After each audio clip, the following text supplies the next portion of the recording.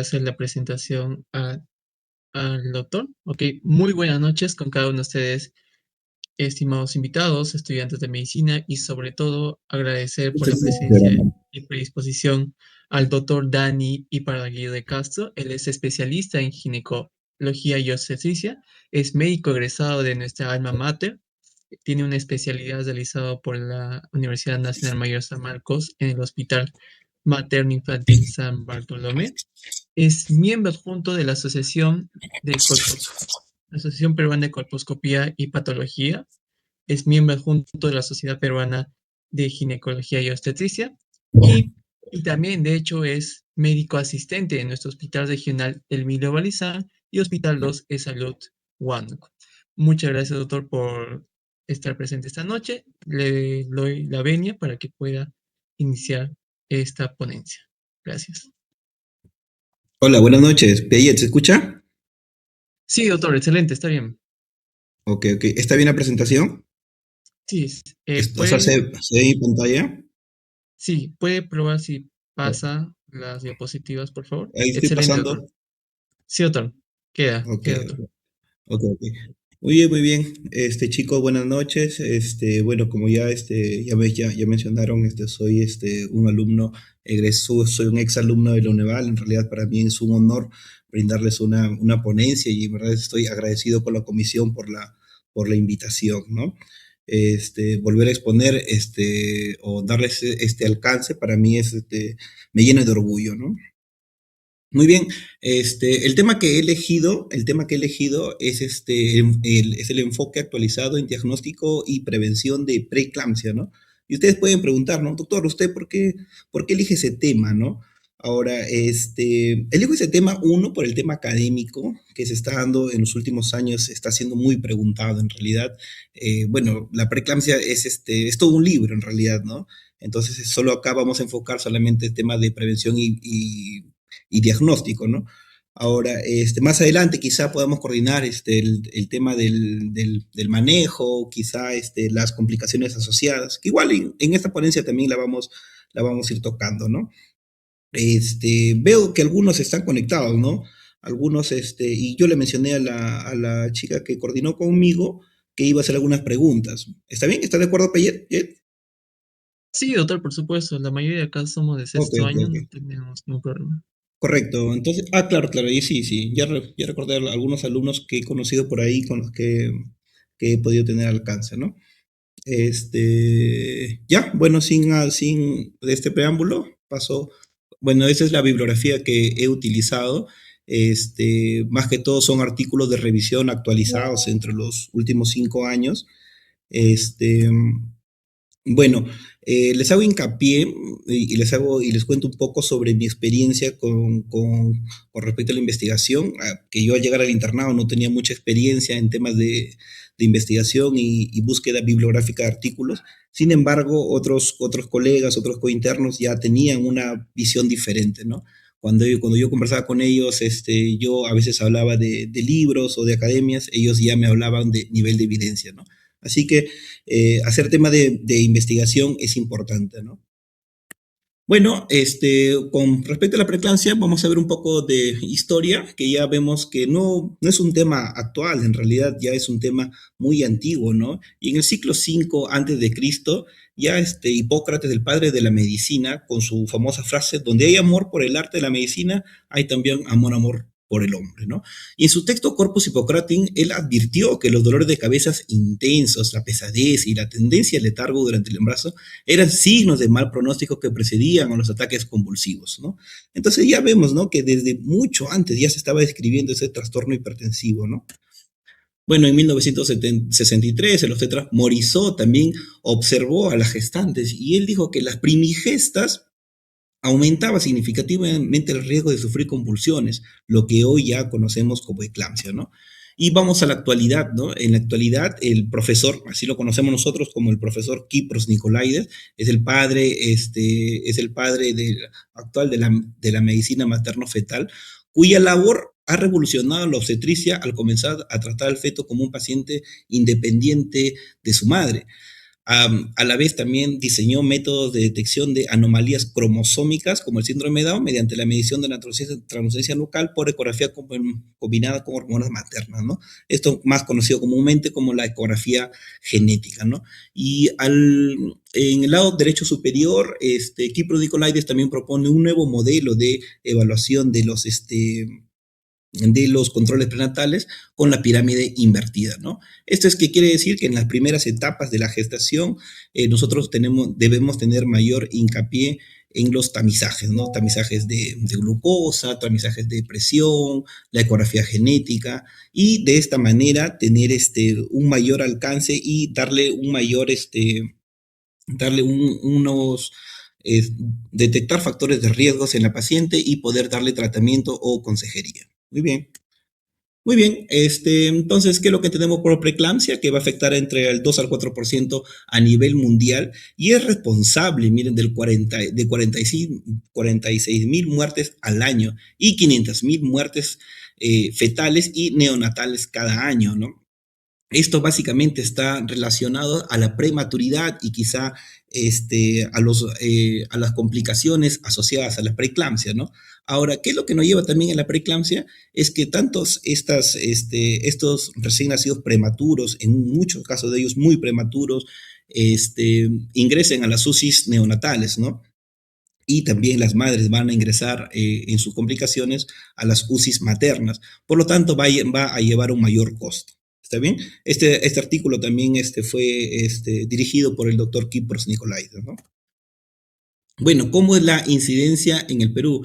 Bueno, esto lo saqué de un artículo del doctor Enrique Guevara Ríos, que es profesor de la maternidad, que en el Instituto Materno Perinatal entre el año 2007 y 2018 fue la principal causa de muerte. Estamos hablando de los trastornos hipertensivos a la cabeza de la preeclampsia y la principal causa de morbilidad materna extrema con un 56.6% de casos. Entre el 2017 y el 2023 se revisaron 1931 historias clínicas de las mujeres con morbilidad materna extrema y la etiología predominante en este caso fueron los trastornos hipertensivos a la cabeza, la preeclampsia, seguida de la hemorragia postparto, ¿no? Ya sabemos que a partir del año 2018 hasta el año 2018, los datos prevalentes de morbilidad materna extrema y mortalidad materna eran las hemorragias. A partir de ese año vemos que hay un leve cambio, ¿no? Entonces, este es un cuadro que les presento de la morbilidad materna extrema. Y vemos que a la cabeza están los trastornos hipertensivos, la preeclampsia, ¿no? Vemos en la columna azul, disculpen, desde la columna celeste a la columna azul, que son desde los últimos años, ¿no? De 2017 al 2023. Vemos que si revisamos los años, hay una disminución de la incidencia, sin embargo, los trastornos hipertensivos aún se mantienen, ¿no? Seguida por la hemorragia postparto y seguida por la sepsis, ¿no? Por los estados sépticos, ¿no? Ahora, doctor, ¿esto es importante? Sí, pues es importante en realidad, ¿no? Porque las muertes maternas lo que implican es ¿no? Era un indicador como un indicador de pobreza y un indicador a disminuir en los objetivos de milenio, ¿no? Ahora, esto en el Perú se ha calificado, ¿no? Como clave azul en todo lo que son trastornos hipertensivos, clave roja en lo que son todas las hemorragias y clave amarilla todo lo que son infecciones obstétricas asociadas, ¿no? Entonces, ¿es importante tocar este tema? Sí, claro, es muy importante. ¿Por qué? Porque nos genera una problemática a nivel de país, en realidad, ¿no? Entonces, los trastornos hipertensivos son muy prevalentes en casos de morbilidad materno extrema. Ahora, también es otro cuadro, también sacado del mismo, de otro artículo del doctor José Pacheco y de la doctora Lucy del Carpio. ¿Cuáles fueron las causas de defunción maternas directas, ¿no? Las causas maternas directas, ella llega a una conclusión que fueron las hemorragias obstétricas, en un primer caso, que va desde un 25% en el año 2019 al 2023 de un 21,8%. Y los trastornos hipertensivos asociados a sus complicaciones va desde un 18,5% en el 2019 a un 19,8% al 2023, ¿no? Igual sigue siendo muy prevalente tanto en morbilidad como en mortalidad, ¿no? Muy bien, entonces, bueno, en este cuadro voy a tratar de diferenciar lo que son los trastornos hipertensivos, ya sea como hipertensión crónica, hipertensión gestacional y una hipertensión crónica con una preeclampsia sobreagregada, ¿no? Bien, embarazada con hipertensión, ya sabemos que los puntos de corte son 140-90, ¿no? 140-90. A ver, voy a hacer una pregunta. ¿Puedo hacer una pregunta, Piaget? Sí, puedo hacer una pregunta, ¿no? Sí, sí, doctor, claro. Estamos atentos. Ah, ok. Pucha, pero no tengo. A ver, voy a ingresar acá. A ver quién. Al azar, ¿ya? Al azar. Ok. Una pregunta al azar. A ver. ¿Está Wilder o no está Wilder? Wilder. Wilder me dijo que iba a ingresar. Wilder, ¿estás por ahí o no? A ver, Maye. Eh, Medali. Compañera Medali, ¿puede Maye, prender ¿está tu o no? micrófono? Buenas noches, doctor. Hola, ¿qué tal? Qué gusto saber que estás presente. Tuve la oportunidad de rotar contigo, bueno, que rotes conmigo. Mira, la pregunta es la siguiente. Entonces, vemos que los trastornos hipertensivos, como punto de corte, es de 140-90. ¿Sabes de dónde sale este estudio? O sea, ¿de dónde sale que a partir de 140-90 es un factor de riesgo para la gestante?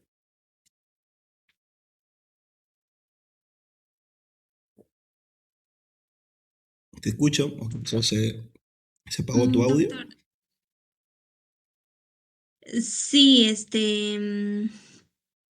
esto es como del,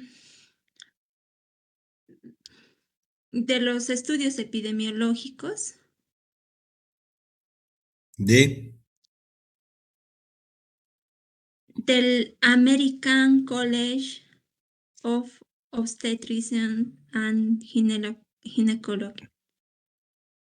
Ya, no, creo que no me has entendido. Bueno, a lo que quiero llegar, que este dato en realidad en las gestantes de 140-90 es un dato extrapolado de la AJA en realidad, es decir, de estudios en adultos, que antes era 140-90 según el estudio de la AJA, que es del Colegio Americano, y bueno, 130-80 que se viene estudiando ya en el Reino Unido, ¿no? Entonces, en realidad, un estudio de gestantes no tenemos propiamente, no tenemos, en realidad, ¿está bien? Ahora, nosotros hablamos como punto de corte las 20 semanas, ¿está bien? Sin embargo, también este es otro punto que es otro punto al azar, o sea, decimos, si la paciente tiene presiones elevadas antes de las 20 semanas, decimos que es una hipertensión crónica. Pero si es pasada las 20 semanas, podemos decir que estamos frente a una hipertensión gestacional o frente a una preeclampsia. Ahora, ¿hubo algún estudio que nos diga que a partir de las 20 semanas existe en realidad trastornos hipertensivos? No, en realidad, no hay estudios. Entonces, es un error en realidad que más adelante quizá se pueda corregir. Doctor, ahora ustedes me pueden preguntar, ¿no? Doctor, ¿pero por qué 20 semanas? Bueno, puede ser por la segunda oleada de placentación, en realidad, ¿no? Ahora, doctor, ¿y a las 19, 18 semanas puede haber preeclampsia? Sí, en realidad, sí. Sibay en el año 2010 describe estos trastornos como preeclampsias atípicas en los casos de embarazos molares que inducen convulsiones. Entonces, este punto de corte de 20 semanas, si bien es cierto, es un tema académico que ustedes deben llevarse, pero no es del todo cierto, en realidad. No hay un estudio propio en gestantes. Ahora, bueno, ya estamos pasadas las 20 semanas. Pasadas las 20 semanas ya tenemos, ya tenemos que la paciente cuenta con presiones elevadas. Si la paciente cuenta con presiones elevadas, ¿cuál es el siguiente paso? Evaluar la proteinuria. Si la paciente presenta proteinuria negativo, si el paciente proteinuria negativo es decir, menor de 300, menor de 300 miligramos en 24 horas, menor de 0.3 en un índice o menor de 2 cruces, según una tira reactiva, decimos que estamos frente a un caso de una hipertensión gestacional. Ahora, si decimos que hay proteinuria positiva estamos frente a un caso de preeclampsia. ¿Está bien? Ahora, ¿Cómo clasificamos la preeclampsia? La preeclampsia, en algunos libros, este es un dato sacado de UpToDate, lo clasifican como leve y grave, que en realidad no debe sacarse. En realidad, UpToDate no es un buen indicador o bueno para sacar información. Sin embargo, lo estoy colocando acá porque me ha gustado la parte donde dice preeclampsia grave, o también llamado con signos de severidad, ¿no? Ahora, acá sí, la presión ya independientemente de si hay proteinuria o no, una presión arterial mayor a 160/110, ya no determina como una preeclampsia severa independientemente de la proteinuria, independientemente de los resultados de los laboratorios. ¿Está bien? Ahora, si tenemos una presión entre 140/90 y 160/110 y vemos que hay alteraciones hepáticas o alteraciones hematológicas o alteración en la restricción de crecimiento fetal por debajo del percentil 10, también se cataloga como una preeclampsia severa en realidad, ¿no?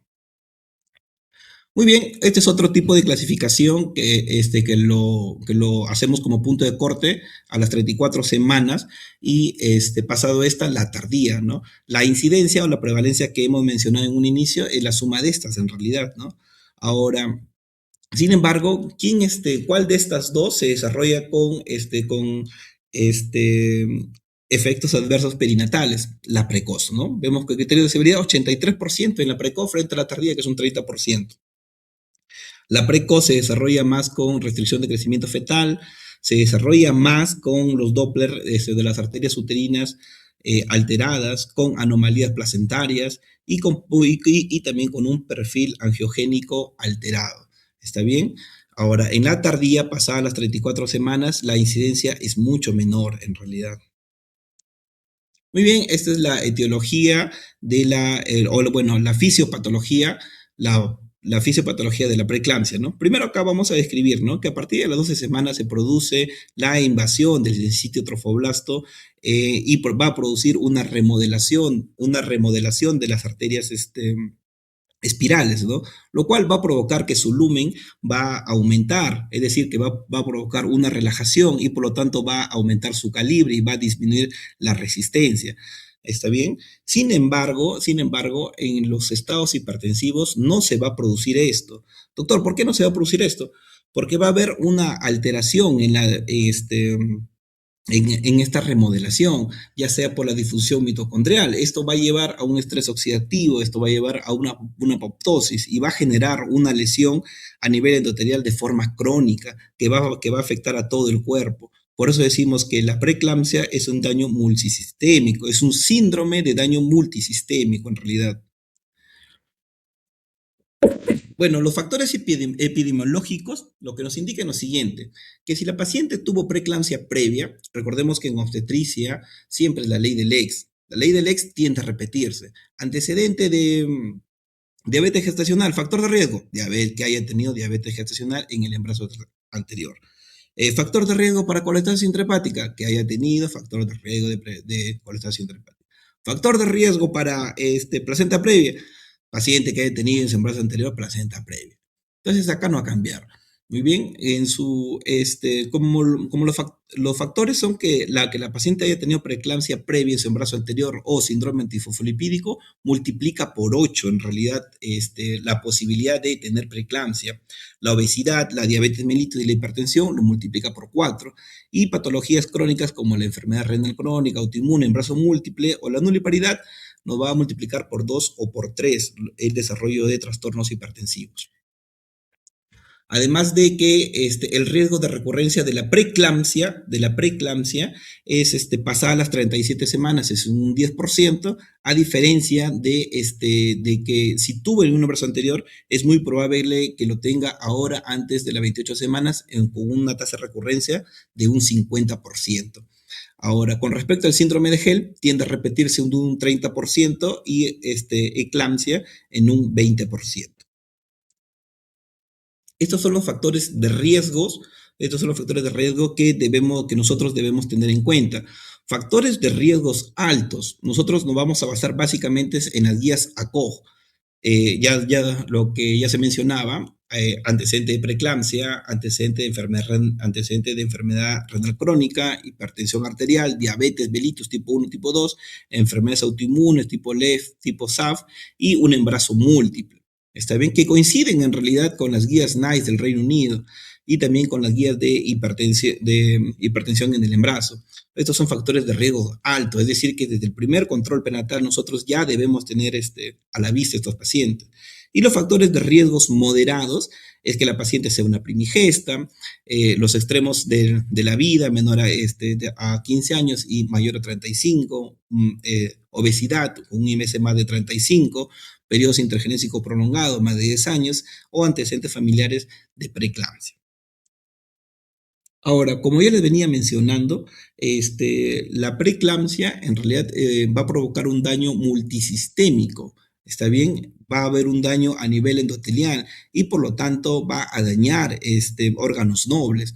Entonces, si nos vamos a nivel cerebral, empezamos desde arriba, va a producir eclampsia en realidad, que son las convulsiones. Puede producir sangrados intracraneales y a la vez puede producir ictus, puede producir también ACVs y incluso algunas pacientes quedan con cefalea migrañosa crónica. Muy bien, a nivel pulmonar va a producir un edema agudo de pulmón, en realidad, en el caso de preeclampsia severa. A nivel vascular va a producir un estado de coagulopatía, un estado de trombocitopenia. A nivel del hígado va a producir síndrome HEL y en el peor de los casos es una rotura hepática, ¿no? En el caso de experiencia propia, en la residencia he visto 2 casos de rotura hepática, ¿no? Y las roturas hepáticas, bueno, y ahora como asistente en el Hospital Valdizán hemos visto 3 casos. Ahora, hay que tener en cuenta que las roturas hepáticas tienden a ser mortales, tienen un 70-80% de mortalidad. En el caso de lo que vi, los casos de la residencia, fallecieron los 2 pacientes y en el caso del Valdizán, los 2 casos que vi, uno falleció y una sí se pudo salvar en un manejo conjunto con el servicio de cirugía general. A nivel del riñón va a producir una lesión endotelial y a la vez también puede producir una falla renal. ¿Ya? Algunos de estos pacientes incluso van a llegar a hemodiálisis. En el caso del bebé y la placenta puede provocar un DPP y en el caso del bebé incluso puede producir un óbito fetal o también una restricción del crecimiento intrauterino. Es así que en la actualidad se proponen algunos modelos de prevención y diagnóstico precoz de la preeclampsia. Entonces, en este cuadro lo que quiero ejemplificar es que, a ver, un minuto, un puntero. En el primer cuadro vemos que si solo evaluamos los factores maternos, vemos que tenemos una tasa de detección antes de las 32 semanas, que es lo que realmente nos interesa, de un 53%. Antes de las 37 semanas, de un 45%. Y pasar las 37 semanas de un 34%, que en realidad yo no le doy mucha relevancia. Para nosotros, como en la especialidad, nosotros ya consideramos un feto viable a partir de las 34 semanas. ¿Está bien? Ya sea por placenta previa, ya sea por trastorno hipertensivo. Para nosotros que el paciente llegue a 34 semanas, en verdad es muy alentador. Así que acá lo que me preocupa es antes de las 32 semanas, tasa de detección, ¿está bien? Solamente teniendo en cuenta los factores maternos, ya mencionados anteriormente. Ahora, si estos factores maternos yo le agrego la presión arterial media, vemos que hay una tasa de detección de un 61% antes de las 32 semanas y de un 51% antes de las 37 semanas. Si yo le agrego el Doppler de las arterias uterinas, factores maternos más el Doppler de las arterias uterinas, veo que hay una tasa de detección de un 70%. ¿Está bien? Ahora, si esto yo le agrego, si hago una combinación entre los 3 parámetros mencionados, veo que llego a un 83%. ¿Está bien? Este es el triple test, es lo que se viene estudiando en realidad, que yo le voy a agregar pruebas bioquímicas, que en realidad en Perú ya no están muy lejos. Antes las pruebas bioquímicas, dosar el SFLT1 o dosar el factor de crecimiento placentario, antes era solo en libros, actualmente no. Actualmente sí se realiza en Perú, lo realiza el estudio de laboratorio ROE, demora sí unos días en salir los resultados, pero creo que está al alcance, si no me equivoco, creo que está algo de 300 soles. Y con este examen sanguíneo, sí podemos llegar a tener, miren, una tasa de 90%, 90%, es decir, de cada 10, 9 en realidad podemos hacer la tasa de detección temprana de riesgo de preeclampsia. ¿Está bien? Este es un cuadro, este es un cuadro que saqué en realidad de un estudio donde nos indica, por ejemplo, ¿no? Para detectar un cáncer de mama, nosotros realizamos mamografía en 377 pacientes. Para diagnosticar un paciente con cáncer de colon, realizamos una colonoscopía en 871 pacientes. Para diagnosticar un cáncer de próstata, nosotros dosamos un PSA y para detectarlo tenemos que dosar en 1410. Miren, pero sin embargo, si usamos esto teniendo como punto de corte de investigación, ¿está bien? Ahora, si nosotros dosamos en realidad usando el test combinado, mira, para detectar un caso de preeclampsia, tenemos que dosar a 143. Para dosar una preeclampsia pretérmino, 250. Para detectar una preeclampsia antes de las 34 semanas, 400. Entonces, ¿es rentable? Claro que sí es rentable, en realidad. Claro que es beneficioso para el paciente, ¿no? Están muy por debajo de los otros parámetros usados, ¿no? Muy bien, entonces ya nos vamos ya hablando un poco de la predicción de preeclampsia con la aspirina. ¿Está bien? La aspirina revolucionó en realidad la prevención de preeclampsia. En el 2018 se publica este estudio, el ASPER Project, donde produjo una reducción del 62% de preeclampsia pretérmino. Doctor, ¿qué quiero decir con esto? Muy bien, quiere decir que estas pacientes tenían un factor de riesgo para realizar preeclampsia, es decir, que durante la gestación lo iban a realizar. Ahora, lo que no sabíamos era si lo iba a realizar a las 28 semanas, 30 semanas, 32 semanas, 37 semanas. Y es muy diferente tratar una paciente con una preeclampsia a las 30 semanas que tratar una paciente a las 37 semanas. ¿Qué quiero decir con esto? Que a las 37 semanas yo no me hago ningún problema. A partir de las 34 semanas yo ya puedo inducir el parto en realidad o la puedo operar y va a haber un mejor resultado perinatal tanto para la madre como para el feto. Sin embargo, tratar una paciente con una preeclampsia a las 28 semanas es diferente, ya que la prematuridad juega en contra con respecto a los bebés. Ahora, ¿en qué momento, primero, cuál es la dosis ideal que se debe tomar de aspirina? La dosis ideal es mayor de 100 miligramos. Antes se pensaba o se estudiaba que era 81 miligramos. Es por esto que nosotros aún vemos en realidad que hay tabletas de 81 miligramos de aspirina. Sin embargo, en los últimos estudios ya se ha tipificado que tienen que ser mayor de 100 miligramos. ¿Está bien? Puede ser entre 100 miligramos en pacientes menores de 45 kilos y hasta 200 miligramos al día en pacientes mayores de 100 kilos. Ahora, en promedio, 150 miligramos por día. Como le venía diciendo que hay dosis de 81 miligramos, dos tabletas son consideradas también aptas como 162. Ahora, al acostarse, doctor, debe realizarlo al momento de dormir. ¿Por qué al momento de dormir?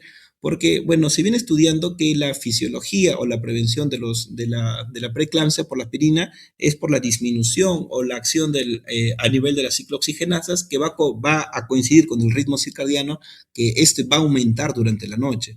Entonces, con la aspirina disminuimos en realidad esta reacción inflamatoria. Ahora, doctor, ¿debe ser realizada en cualquier momento? ¿Puede iniciarla? No, en realidad no puede ser iniciada en cualquier momento. Tiene que ser iniciada pasada las 12 semanas, de preferencia antes de las 16 semanas. ¿Está bien? Ahora, doctor, pasadas las 16 semanas yo he leído o he escuchado que también puede usar aspirina. En los últimos estudios se ha asociado que entre las 16 y las 28 semanas sin inicio hay mayor riesgo de DPP. Por lo tanto, no es recomendado. ¿Está bien?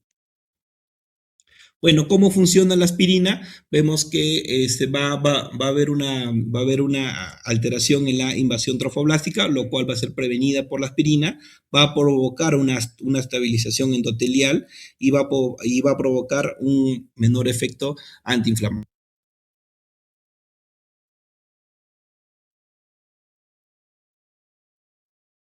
Usada en dosis correctas y en forma adecuada. Vemos que los pacientes que tuvieron una buena adherencia se logró disminuir una preeclampsia de inicio precoz en un 90%. Así que sí es favorable en realidad. Ahora, estos son los efectos de la aspirina.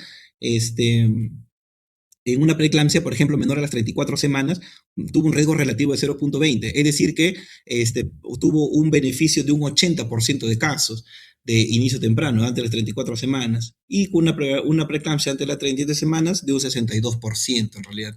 Entonces sigue teniendo su caso beneficioso. Ahora, el otro punto de corte que se hablaba es el Doppler de las arterias uterinas, en realidad.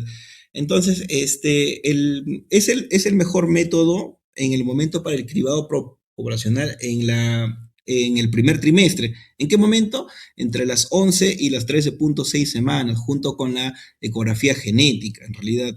Ahora, ¿es difícil de realizarlo? No, en realidad yo creo que cualquier médico debe estar capacitado para poder realizar el Doppler de las arterias uterinas. Y bueno, creo que de los colegas especialistas, creo que no hay discusión, ¿no? Tanto los médicos ginecólogos como los médicos radiólogos están preparados o están capacitados para poder realizar este tipo de procedimiento. Ahora, en la ecografía morfológica, entre las 19 y las 24 semanas, va a haber una tasa de detección de preeclampsia entre un 80 a 90%. ¿Está bien? Bueno, como les venía diciendo, ¿no? Los factores angiogénicos, en este caso el factor de crecimiento dependiente de la placenta, van a estar aumentados. Sin embargo, vemos en el caso entre las 11 y 14 semanas. Ahora, y va a estar disminuido cuando vemos resistencia de las arterias uterinas o con un Doppler alterado por la mala invasión trofoblástica. Bueno, estos son los factores angiogénicos, ¿no? Vemos que el que más nos interesa es el PIF, factor de crecimiento de la placenta, y el SFLT1. Este es un factor angiogénico. Y en el gráfico vemos que se genera una competencia entre ellos, bloqueando el SFLT1, lo cual va a producir que no haya una buena recepción. Por lo tanto, va a haber una mala invasión trofoblástica, ¿no? Ahora, los factores angiogénicos, vamos a ver, pacientes con hipertensión arterial ya crónica, el índice de los factores angiogénicos SFLT1 y el PIF deben estar más de 38 y a la vez el factor de crecimiento placentario menos de 100. Ahora, pacientes sin hipertensión arterial, deben, el ratio, es decir, la división, de si es, como predictor de preeclampsia, va a estar por encima de 85. ¿Está bien? Ahora, en estados hipertensivos como preeclampsia, este PIF va a estar menos de 100 y en el caso del SFLT1 como factor antiangiogénico va a estar elevado en realidad, ¿no?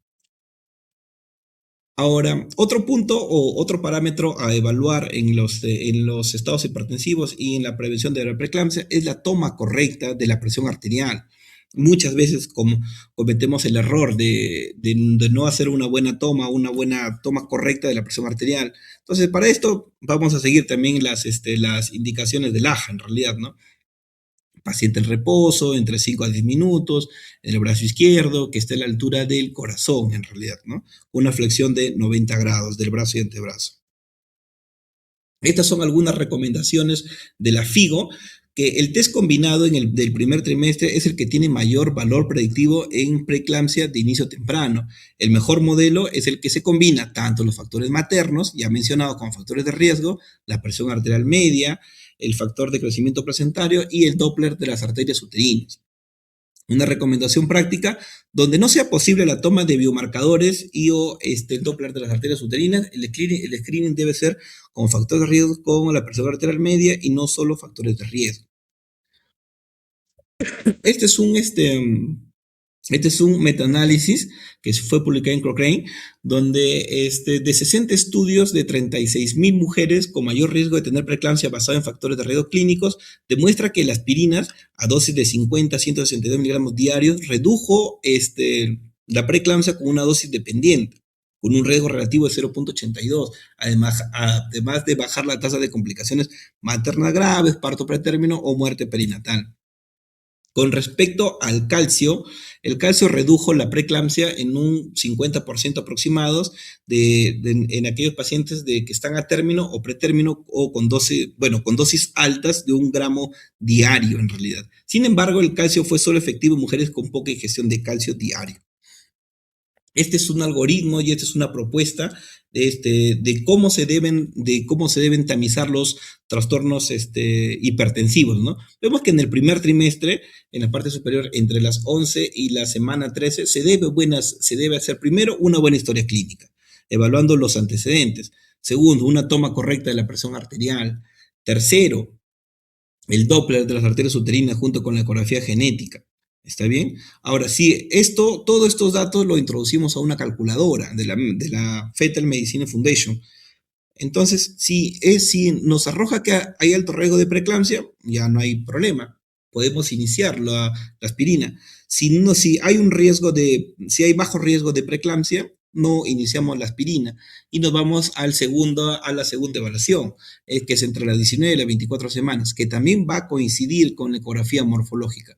Los parámetros a evaluar van a ser los mismos, solamente vamos a cambiar el PIF por el SFLT1. Si hay de bajo riesgo, la paciente puede continuar su evaluación hasta la semana 35 a 37 sin alteraciones. Pero si hay un riesgo, la paciente debe ser monitorizada más estrictamente, sobre todo el tema de las presiones arteriales y exámenes de laboratorio de forma habitual. Ahora, en el tercer trimestre, lo que igual se puede tomar los mismos exámenes ya mencionados. Lo que ha demostrado en el tercer trimestre disminuir las incidencias de preeclampsia post-término, es decir, después de las 37 semanas, es la dieta mediterránea y bajar de peso. Bueno, este es ya lo último en estudiar, que es el Doppler de las arterias, el Doppler de las arterias uterinas. El fundamento fisiológico en realidad es que las arterias oftálmicas van a compartir similitudes anatómicas y embriológicas con las arterias intracraneales. En caso de mujeres con embarazo normales, la resistencia vascular suele mantenerse constante y en el caso de la preeclampsia se va a producir una disfunción endotelial sistémica que va a alterar la autorregulación cerebral. Al medirla a través del párpado cerrado, el Doppler permite observar estos cambios hemodinámicos antes de que se manifiesten los síntomas clínicos. Esto en realidad aún está en estudio, se hacen en algunos hospitales, como la maternidad, pero aún todavía se encuentra en estudio. Este es un cuadrito que me pareció muy importante, que se publicó en el New England, donde también participó el profesor Kypros Nicolaides, y en la parte superior vemos que se ejemplifica la semana de edad gestacional. Si vemos, la paciente es una paciente de raza negra, y bueno, y en este caso la raza negra también es un factor de riesgo de leve moderado para desarrollar preeclampsia. En el cuadro marrón vemos que hacer un ejercicio de 140 minutos por semana se obtuvo una reducción de la incidencia de preeclampsia en un 40%. Doctor, ¿cómo voy a hacer mi ejercicio? ¿No? Simplemente lo que mencionan hacer caminatas, pueden ser caminatas que te permita hablar, pero no te permita cantar. Es decir, que tienen que ser caminatas aceleradas. 140 minutos a la semana ha demostrado una reducción en las tasas de preeclampsia en un 40%. Ahora, la aspirina ha demostrado pasadas las 12 semanas y antes de las 16 semanas, se va a tomar hasta la semana 36, ha demostrado tener una reducción en 60% en aquellas preeclampsias pretérminos. Con respecto al calcio, se puede iniciar en la segunda mitad del embarazo y ha disminuido en un 50%. ¿Está bien? Y las inducciones a partir de la semana 39 ha disminuido las preeclampsias tardías en un 35%. Bueno, este es otro metaanálisis de un estudio de 6.000 mujeres de bajo riesgo de inducción de parto a las 39 semanas comparado con manejo expectante, redujo los riesgos de hipertensión gestacional y preeclampsias en esta edad gestacional. Bueno, ¿cuáles son las conclusiones de esta ponencia? Que en gestantes con riesgo alto de desarrollar preeclampsia se recomienda usar dosis de aspirina entre la semana 12, de preferencia antes de la semana 30, antes de la semana 16. ¿Hasta cuándo? Hasta la semana 36 es la recomendación. ¿Está bien? Dosis de 100, pueden ser de 100 a 150. ¿Está bien? La prevención de la preeclampsia a término a las 37 semanas es el parto. Es decir, que todas las pacientes con trastorno hipertensivo, ya sea preeclampsia, pueden ser inducidas a partir de la semana 37 sin ningún problema. Ahora, si estamos frente a una preeclampsia severa, pasadas las 34 semanas, ya no debería haber ninguna indicación de culminar el parto, ya sea por cesárea o por inducción, en realidad. La conclusión también es que el ejercicio moderado de 140 minutos por semana reduce en un 40% la incidencia de preeclampsia. La modalidad para predecir preeclampsia es el modelo multivariado, es decir, el modelo donde vamos a tener en cuenta la presión arterial, los factores maternos, el Doppler de las arterias uterinas y también las pruebas bioquímicas. En primigesta, la inducción debe realizarse a partir de las 39 semanas. Muy bien. Muy bien, creo que eso es todo en realidad es una breve revisión en realidad de la prevención y predicción de preeclampsia. ¿Está bien? Bueno, aquí es una fotito de nosotros con mis amigos, los colegas de la universidad en el año 2009, en el cual fuimos cachimbos y pasamos por el famoso corte, ¿no? Que todos hemos sido sometidos. ¿Está bien? Piaget, ¿alguna pregunta? Sí, excelente. Estaba viendo la fotografía muy nostálgica. Muchas gracias por la ponencia, doctor. Ha sido muy claro en los puntos. Hemos abordado también y algo nuevo para mí y mis compañeros. ¿Por qué damos aspirina? ¿Cuál es el efecto o qué se busca con la aspirina? Como usted ha mencionado, es disminuir los partos pretérminos y que se llegue a una mejor viabilidad fetal. Ahora sí, compañeros de la facultad, si tienen alguna pregunta, levanten la mano o pueden escribirlo por el chat y no olviden también rellenar su asistencia en el Forms. Ok, entonces pueden levantar la manito los que desean preguntar. Ok, a ver, ¿alguien? Listo. Sí, tenemos una compañía, doctor. A ver, La compañera escucha. Catherine Alvarado, puede estar la preguntita. Buenas noches, doctor. Durante Hola. su ponencia mencionó que el test combinado en el primer trimestre es el mejor modelo para poder iniciar el uso de aspirina, ¿verdad? Pero podríamos iniciarlo solo con un factor de riesgo previo, tipo una preeclampsia previa y no tengamos más exámenes. Podríamos iniciar la aspirina solo con ese factor de riesgo. Mira, esa es una muy buena pregunta. Mira, si bien es cierto que lo que nos explica que con el test combinado nosotros tenemos que introducir todos estos datos a una calculadora, que en realidad es una calculadora libre de uso que lo puede usar cualquiera. En el año 2018 se publicó un artículo de la COG donde establecía que habían factores de riesgos importantes o factores de riesgos altos de realizar preeclampsia. Dentro de ellos eran enfermedades crónicas, como la enfermedad renal crónica, diabetes mellitus, la hipertensión arterial, un embarazo múltiple, patologías autoinmunes, y dentro de ellos también estaba lo que tú me mencionas, que es un antecedente de preeclampsia. Si es un antecedente de preeclampsia, es un factor de riesgo importante y de alto riesgo para iniciar la aspirina. Así que en tu pregunta, sí, pues, encaja en esta respuesta. ¿Está bien? ¿Alguna Sí, duda? no, sí, doctor, justo eso tenía duda. Porque creo Ok, que ok. diabetes mellitus también ingresa, diabetes Sí, tipo correcto, 1. correcto. Diabetes mellitus tipo 1, diabetes mellitus tipo 2, sí ingresan en realidad. ¿Ya? Ya, gracias, Ok. doctor. Disculpe, doctor, en el chat tenemos una pregunta. Nos dice la A ver. compañera Luz Beteta. Dice, buenas noches, doctor. En el contexto de una paciente con hipertensión crónica ¿Qué hallazgos clínicos o laboratoriales definen específicamente la transición a una preeclampsia superpuesta?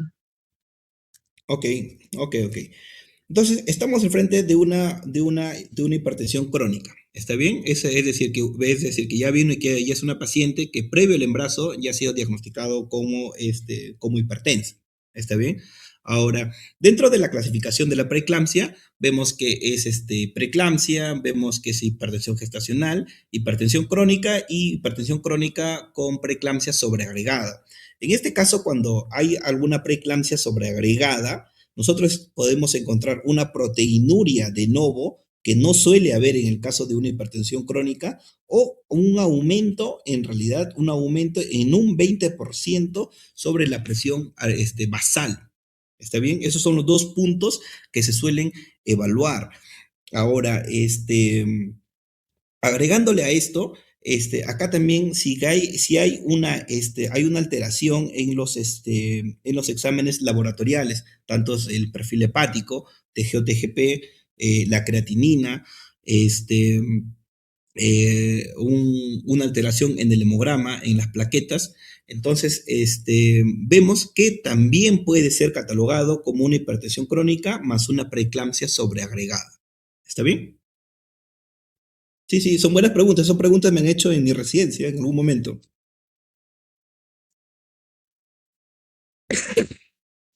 Muchas gracias, doctor. ¿Algún otro compañero que quiera hacer otra pregunta? A ver. Levanten la manito, por favor, para poder darles el pase.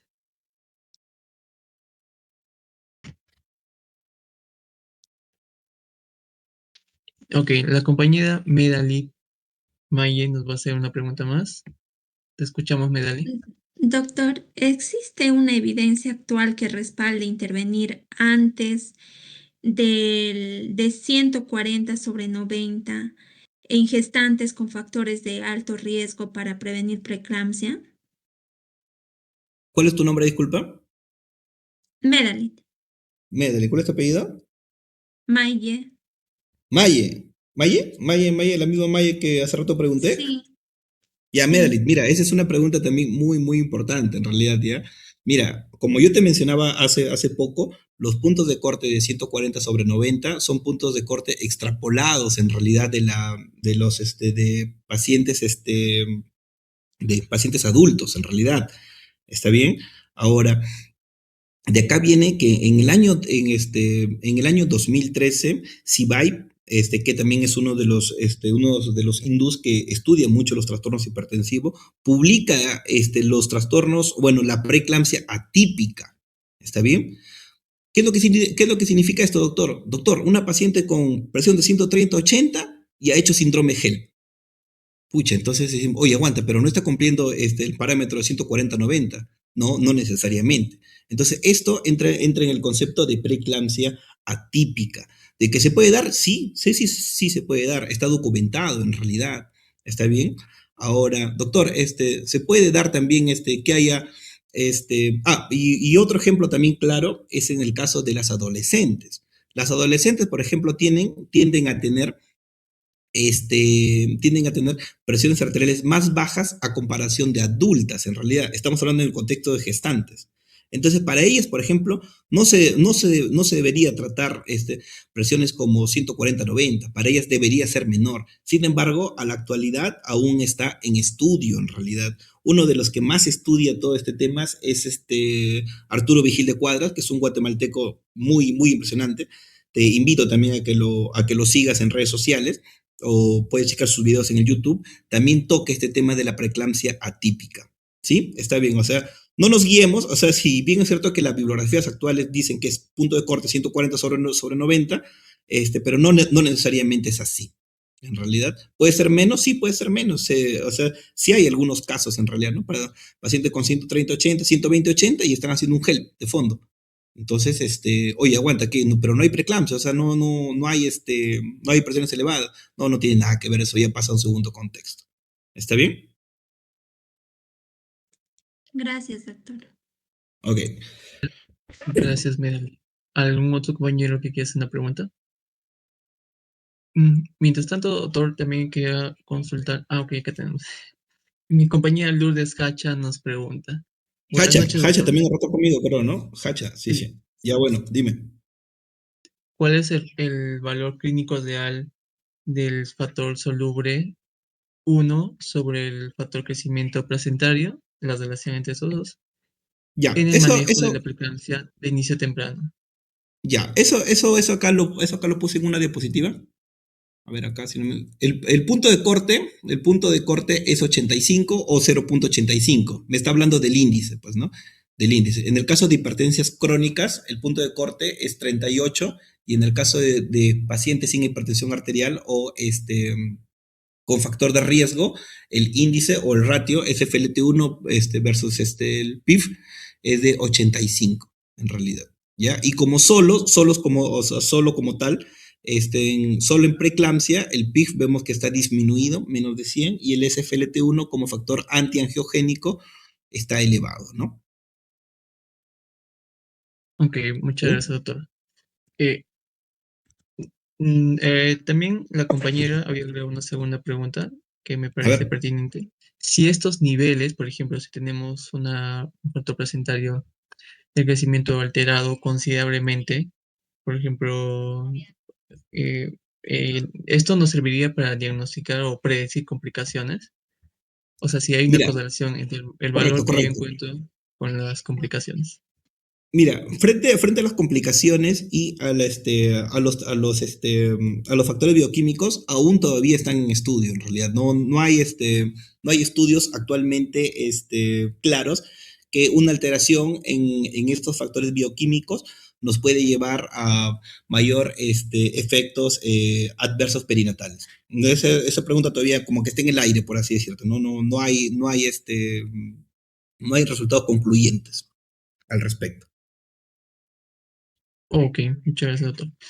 También quería consultarle que respecto cuando ya se finaliza la gestación en Ujú. una paciente con preeclampsia, de hecho, se supone que debería ya de establecerse este cambio angiogénico de disfunción endotelial, pero a veces he escuchado que todavía persisten varios días o tal vez 1 o 2 semanas con tratamiento para regular esas presiones. Entonces me preguntaba Perfecto.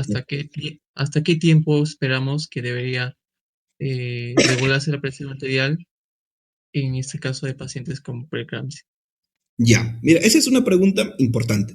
¿Ya? ¿Por qué? Porque nosotros decimos que los trastornos hipertensivos en caso de la preeclampsia se debe a una mala invasión trofoblástica y una alteración en la placenta. En teoría, si se termina la gestación, ya debería terminar en realidad este estado de estrés oxidativo.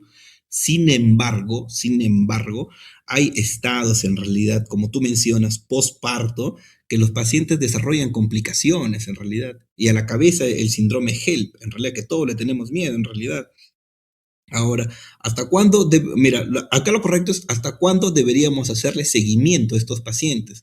Entre las 12 a las 14 semanas postparto, en realidad. Eso está documentado, en realidad. Bueno, la preeclampsia es así, hasta las 12 a las 14 semanas postparto se le debería hacer seguimiento, sobre todo el tema de las presiones.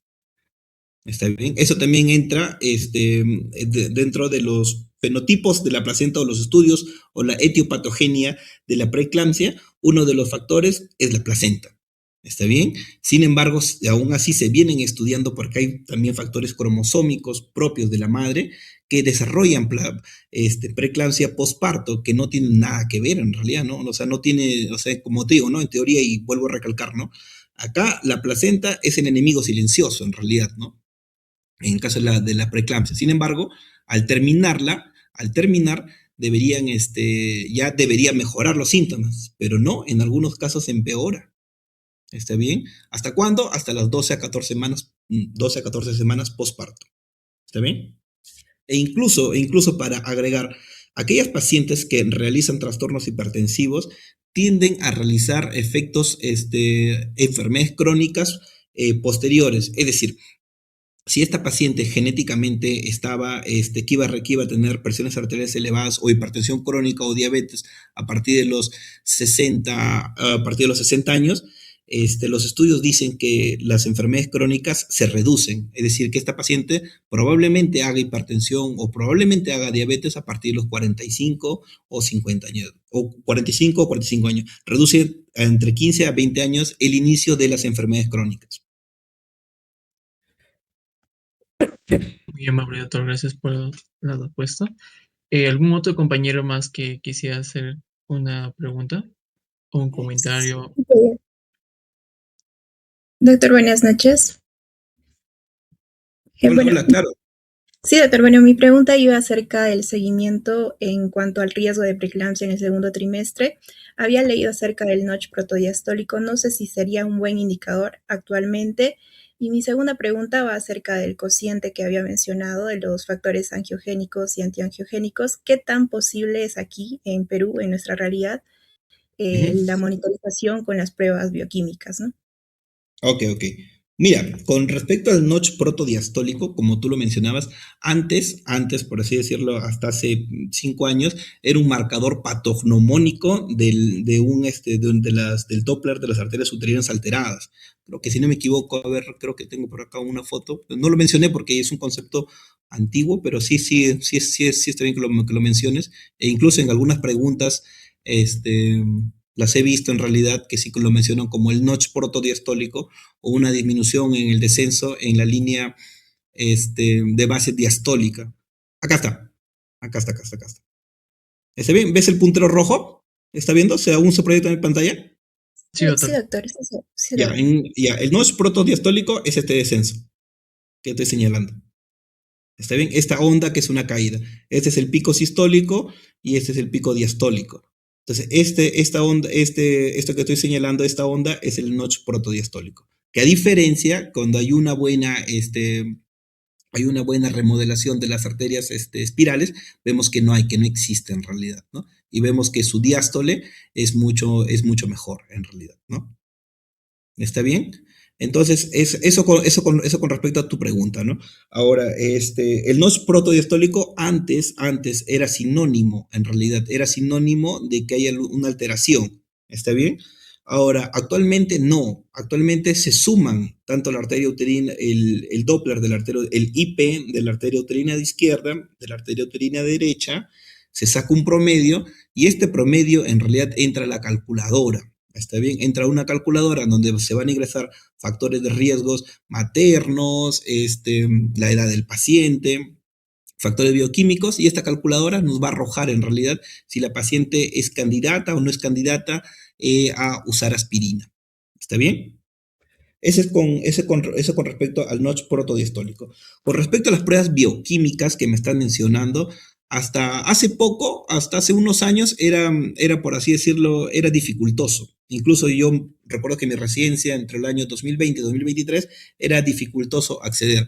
Actualmente, como te mencioné, laboratorios importantes como ROE en Lima lo están realizando. Y el costo no es muy elevado en realidad. El costo, si no me equivoco, yo tomé uno para mi hermana, creo que me costó algo de 350 soles. Creo que está al alcance en realidad. Sí, o sea, con respecto a tu segunda pregunta, sí es accesible en realidad y sí lo están haciendo en Perú. ¿Está bien? Sí, doctor, gracias. Ok, ok. ¿Algún otro compañero que tenga alguna duda o aporte? Gracias, doctor, por la respuesta. Bueno, aprovechando el espacio, doctor, en mi caso, bueno, que hemos estado dotando ahora en servicios de ginecobstetricia, ¿Ya? hemos escuchado, por ejemplo, los doctores nos comentan, ¿no? A una paciente que está debutando con una preeclampsia, ¿no? Y te preguntan, eh, ¿es el embarazo actual es de la misma pareja del anterior o es nuevo? Entonces ahí venía mi pregunta, si es que hay estudios muestren una evidencia que el cambio de pareja, o sea, de padre y con postconcepción puede ser también un factor de riesgo Sí, correcto, para correcto. desarrollar. Sí, te entiendo. Mira, ese sí, hay estudios actuales que sí están documentados que frente a una nueva pareja es un factor de riesgo para desarrollar una nueva preeclampsia. ¿Por qué? Porque eso está sustentado en la teoría inmunogénica, donde los espermatozoides, por así decirlo, la paciente no genera, por así decirlo, inmunidad o reacción halogénica frente a los espermatozoides ya conocidos para el cuerpo. Entonces, frente a unos nuevos espermatozoides, la paciente genera en realidad una reacción inmunogénica. ¿Está bien? Sí, está sustentado en realidad que frente a una nueva pareja, sí está datado que sí es un factor de riesgo también para preeclampsia. Sí, buena pregunta. Mientras van empezando Muchas sus gracias. preguntas, acá pude sacar algunas preguntas que han venido en los últimos años. Bueno, acá están mis compañeros, en realidad. Es muy nostálgica esta foto para mí. Bueno, acá abajo está mi amigo Gilberto Acosta, no sé si lo conocen, creo que es uno de los que sacó el más alto promedio de todos los tiempos de la facultad. Actualmente es médico anestesiólogo en el Rebagliati, muy talentoso en realidad. Acá al costado de Polo Blanco, mi amigo Roel Campos, también médico anestesiólogo.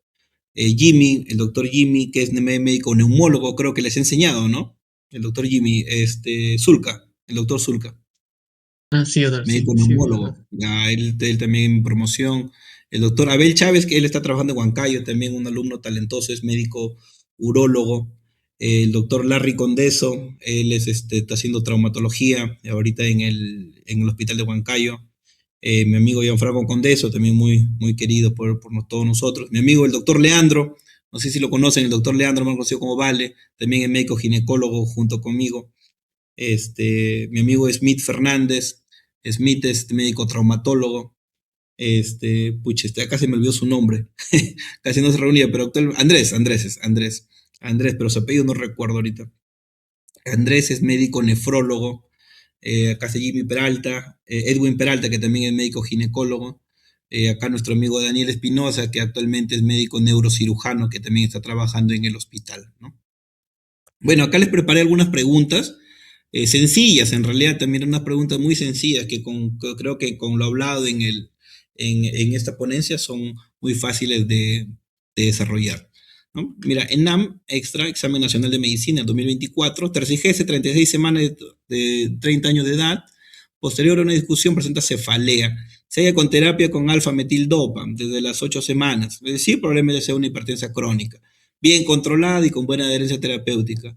Examen, presión arterial 130/80, frecuencia cardíaca 90, temperatura 37, frecuencia respiratoria 20. ¿Cuál es el diagnóstico? ¿Cuál es el Hipertensión diagnóstico? A crónica. ver, hipertensión Hipertensión crónica, crónica. ¿no? Hipertensión crónica. Preeclampsia severa, no, o sea, no hay nada para preeclampsia severa, ¿no? Eclampsia no está convulsionando. HELP no nos menciona nada en realidad frente a los exámenes bioquímicos. Acá está mala, no es síndrome de HELP. Acá no es síndrome de HELP, es síndrome HELP. Si cuando yo menciono el síndrome de HELP, es que yo estoy mencionando como si HELP fuera una persona, un personaje. No, el síndrome de HELP solo es un hallazgo laboratorial, nada más. Así que no tiene nada que ver. Una pregunta muy sencilla, hipertensión crónica. Nivel Bolivia es esto, muy fácil. Esto acá, mira, examen resultado médico del 2024.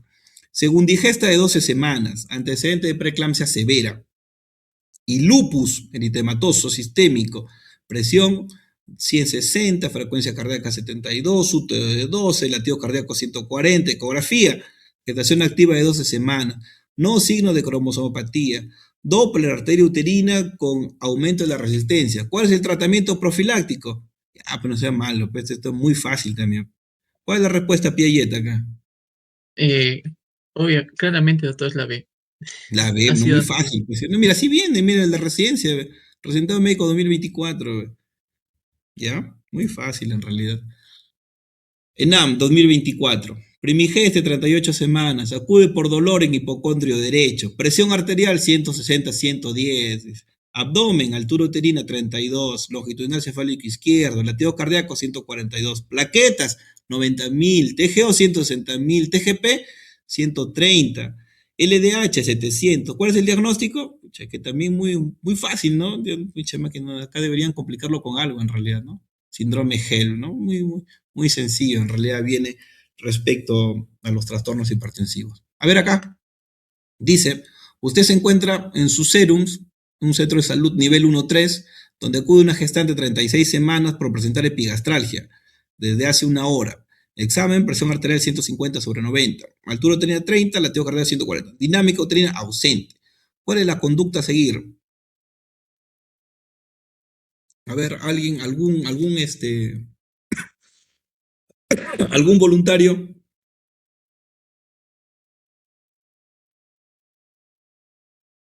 Nada, se han dormido. La D. ¿Aló? Hola. Sí, doctor. Bueno, en mi caso ya es una gestante con un feto viable que Correcto. acude por una epigastralgia más asociada a una presión elevada mayor a 140/90 y es una Ujú. epigastralgia desde hace una hora aparentemente que no ha mejorado con medidas iniciales. Entonces también es esto un signo de un criterio de severidad, lo cual Ujú. nos puede llevar a una eclampsia. Entonces yo le indicaría sulfato de magnesio como para evitar Perfecto, una eclampsia y perfecto, ¿no? derivarlo. Perfecto, perfecto, ¿no? Muy fácil, ¿no? Entonces, estamos acá al caso, o sea, ¿qué es lo primero que se debe hacer en el primer nivel de atención? Tienes que activar tu clave azul, ¿no? Si bien es cierto que la presión está elevada, pero lo primero que debemos hacer es activar tu clave azul y parte de ello es el sulfato de magnesio, ¿está bien? Y derivar, porque estás en un centro de salud 1-3, ¿no? No le vas a inducir en un centro de salud 1-3, ¿no? Observación, no lo vas a tener en observación, ¿no? Una epigastralgia ya es un premonitorio de una rotura hepática. Así como la cefalea intensa o locraniana que no se da un gramo de paracetamol es un premonitorio de una eclampsia. La epigastralgia hay que tenerle bastante cuidado, bastante observación. ¿Ya? Y creo que esa es la última pregunta. Dice, a ver, en la maestra, puerpera inmediata, hospitalizada, presenta bradipnea. Oye, ¿es acá qué es? A ver, chévere, que creo que a ver, sí, sí creo que es, ¿no? A ver, sí también. Puerpera inmediata, hospitalizada, presenta bradipnea, obnubilación y abolición de reflejos osteotendinosos. En 2024, mira. Está recibiendo manejo médico por preeclampsia severa, o sea, probablemente esté recibiendo sulfato de magnesio. Presión arterial 145/105, frecuencia cardíaca 80. ¿Cuál es el diagnóstico más probable? El Piaget ya para terminar, porque tengo que ir a jugar pelota. Mi compañera Yenisa, Zayus A ver, Bustillos y Álvarez dicen la C, intoxicación por magnesio. perfecto, perfecto. Intoxicación por sulfato de magnesio, ¿ya? Hay que tener bastante cuidado con el uso de sulfato de magnesio. Ustedes que aún se están preparando, van a ser internos, hay que tener bastante cuidado. Si bien es cierto que el sulfato de magnesio produce una estabilización de la membrana que se encuentra alterada frente a los trastornos hipertensivos y nos va a prevenir una eclampsia, como el sulfato de magnesio no va a prevenir una eclampsia, también puede intoxicar a la paciente. ¿Está bien? Y una intoxicación, el primer signo de una intoxicación por sulfato de magnesio es la abolición de los reflejos osteotendinosos en realidad. ¿Está bien? Y ya. Bueno, creo que eso es todo. En realidad, Piaget, muchas gracias por la invitación y por la coordinación, ¿no? ¿Alguna pregunta más de repente de los alumnos? Y creo que no, doctor, más bien, de nuevo, infinitamente agradecido. Ha sido muy prolífica aprender estos aspectos de la prevención, más que todos nosotros futuros serumistas, en el primer nivel y también el tamizaje y screening temprano que se hace para las pacientes gestantes y o con factores de riesgo. Creo que Correcto. nos estamos llevando muchas cosas interesantes y con las buenas preguntas que también nos ha puesto del ENAM, eso nos ayuda a ver que son temas que sí se están preguntando y tal Y vez más fáciles, adelante fáciles en preguntas. realidad, o sea, son temas sencillos, o sea, no son temas complicados, o sea, ustedes tienen que meterse en la cabeza que tienen que estudiar y estudiar mucho, en realidad, tienen que estudiar, o sea, actualmente todo es honor al mérito. En salud, felizmente, todo es honor al mérito, o sea, todos vamos a dar examen, ¿no? Vamos a pasar por un ENAM, todos vamos a pasar por un examen de residencia. Y para eso tienen que estudiar. Y como se han dado cuenta, las preguntas no son complicadas, las preguntas son sencillas en realidad, ¿no? Sí, doctor. Muchísimas gracias, doctor. Que tenga una muy buena noche y agradecido toda la promoción 2027 del sexto A año su de la madre. facultad. Ok, ok, ok. Ya, Piaget, y chicos, muchas gracias por la invitación. Quedo presto para una próxima invitación. Yo siempre gusto de apoyarlos. Un abrazo, cuídense, que tengan una So, buena noche. de igual forma, doctor, buenas noches. Buenas noches con cada Ok. uno de los asistentes. Nos vemos en 2 semanas siguientes con el siguiente viernes académico. Gracias.